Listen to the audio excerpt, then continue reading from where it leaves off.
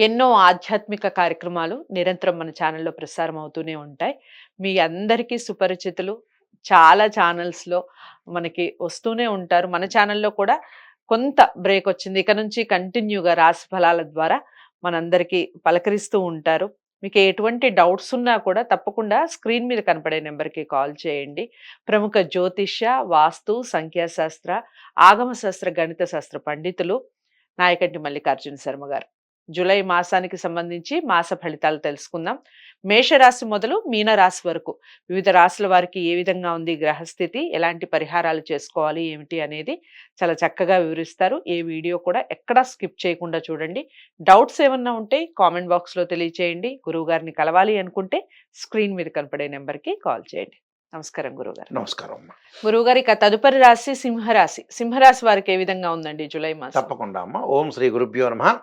సింహరాశి వాళ్ళకి వ్యయ స్థానంలో రవి, బుధ, శుక్రగ్రహాలు రవి జూలై 12వ తారీఖు వరకు ఏకాదశ స్థానంలో ఉండటం రాస్యాధిపతి.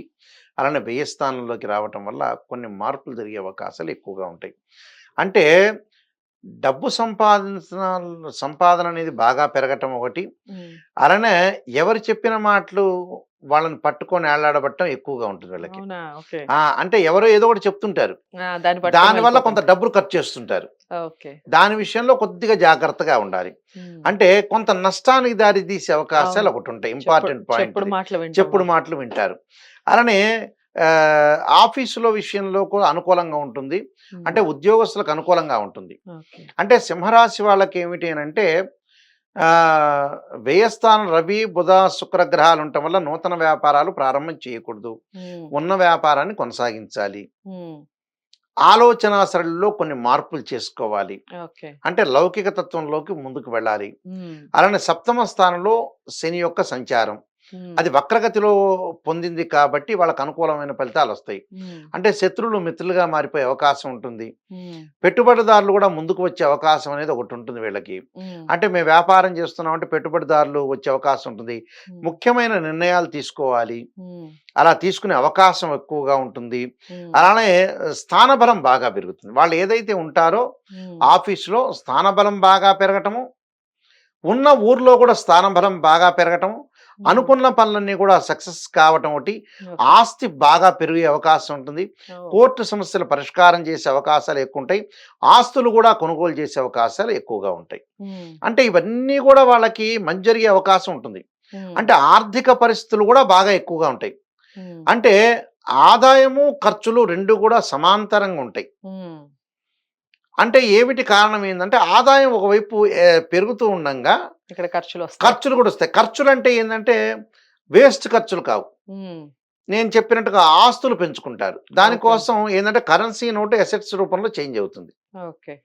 నష్టపోయే అవకాశం అనేది ఇక్కడ లేదు. హ్మ్. హ్మ్. విజయం సాధించే అవకాశమే సింహరాశి వాళ్ళు ఉంది కాబట్టి, హ్మ్. కానీ వాదనలకి దిగకూడదు. అంటే ఆర్గ్యుమెంట్స్ చేయకూడదు.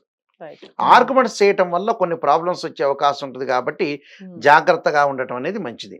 అంటే ఓకే. సింహరాశి వాళ్ళకి అనుకూలమైన ఫలితాలు ఉన్నాయి. హ్మ్. ఇక్కడ గ్రహాల యొక్క మార్పుల వల్ల కొద్దిగా తేడా రావచ్చు కానీ హ్మ్. వీళ్ళకి మటుకు అనుకూలమైన ఫలితాలు ఎక్కువగా ఉంటాయి. ఓకే. అంటే ఈ ముఖ్యంగా ఈ సింహరాశి వాళ్ళకు వచ్చేటప్పటికల్లా కొన్ని ఫలితాల్లో మార్పు ఉన్నాయి. హ్మ్. ఫలితాల్లో మార్పు అంటే ఏందంటే ఇక్కడ కర్కాటక రాశిలో రవి, బుధ, శుక్రుడు యొక్క సంచారం ఉండటం ఒకటి. హ్మ్. వ్యయ స్థానంలో హ్మ్. పెళ్లి విషయాలు కొంత లేటుగా కాలయాపన జరిగే అవకాశం ఒకటి ఉంటుంది. ఓకే. కాలయాపనతో పాటు కొన్ని ప్రయత్నాలు సఫలీకృతం అయినట్టుగా అనిపిస్తుంది కానీ ప్రయత్నాలు సఫలీకృతం కావు. హ్మ్. అంటే బాగుంటుంది. అంటే హ్మ్. ఆర్థిక పరంగా ఆదాయం ఉంటుంది. ఆస్తి పరంగా, కొనుగోలు పరంగా చాలా బాగుంటుంది. ఆరోగ్యపరంగా కూడా విశేషమైన ఫలితాలుంటాయి. ఓకే. విదేశాలకు వెళ్ళే అవకాశం కూడా రాహుబలం వల్ల హ్మ్. విదేశాలకు వెళ్ళే అవకాశాలు ఎక్కువగా ఉంటాయి. హ్మ్. కొంత కుటుంబ పరంగా ఇబ్బందులు ఎదురవుతాయి. అంటే భార్యాభర్తల ఓకే. మధ్యలో. హ్మ్. అంటే బయట విషయాలన్నీ కూడా తీసుకొచ్చి ఇంట్లో చర్చించి హ్మ్. లేనిపోని విషయాల గొడవలు జరిగే సందర్భం ఒకటుంటుంది. ఓకే. అంటే మ్యూచువల్ అండర్‌స్టాండింగ్ అనేది చాలా ఇంపార్టెంట్.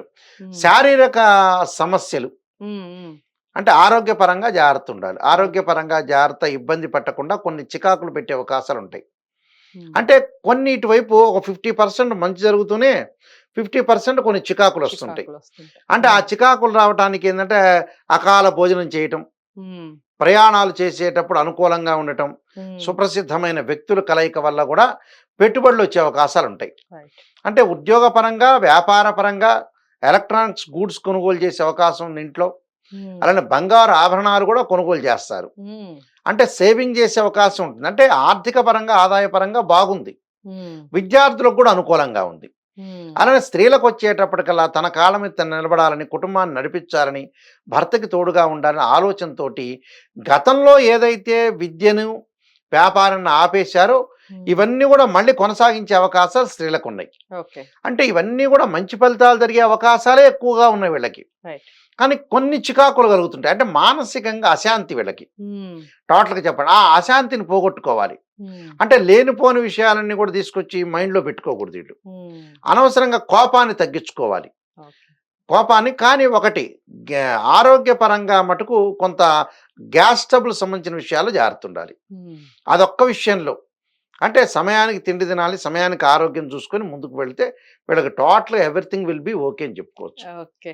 సో, ఎలాగో బావుందని చెప్తున్నారు. ఇంకా మంచి ఫలితాలు రావాలి అంటే పరిహారాలేం చేసుకోవాలి చెప్పండి? తప్పకుండా. వాళ్ళు పరిహారాలు చేయాల్సింది ముఖ్యంగా ఆరోగ్యపరంగా బాగుండటానికి కొన్ని పరిహారాలను చేసుకోవాలి. ఆ పరిహారంలో ముఖ్యంగా వాళ్ళు కుటుంబ పరంగా సమస్యలు ఉండకపోవటానికి కేతు యొక్క ఆరాధన చేయటం.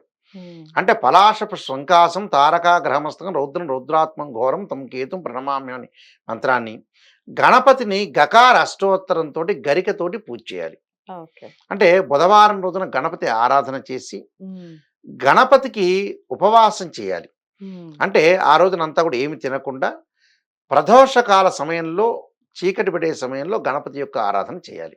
ఓకే. వీలైతే సంకష్టహర చతుర్థి వస్తుంది మనకి. హ్మ్. హ్మ్. ఆ రోజున గణపతిని విశేషంగా ఆరాధన చేయటం మంచిది.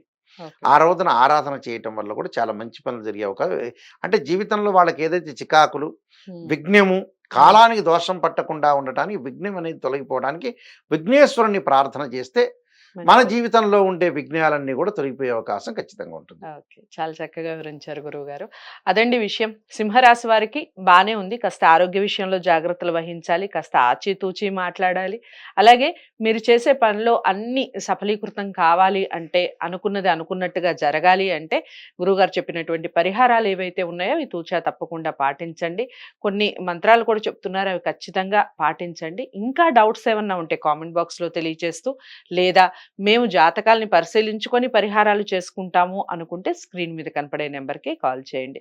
మల్లికార్జున శర్మ గారు మీతో మాట్లాడటం జరుగుతుంది. మీకు అపాయింట్‌మెంట్ ఇచ్చి మీరు ఎలాంటి పరిహారాలు చేసుకోవాలి అనేది చక్కగా చెప్పడం జరుగుతుంది. వీడియోని లైక్ చేసి షేర్ చేయండి.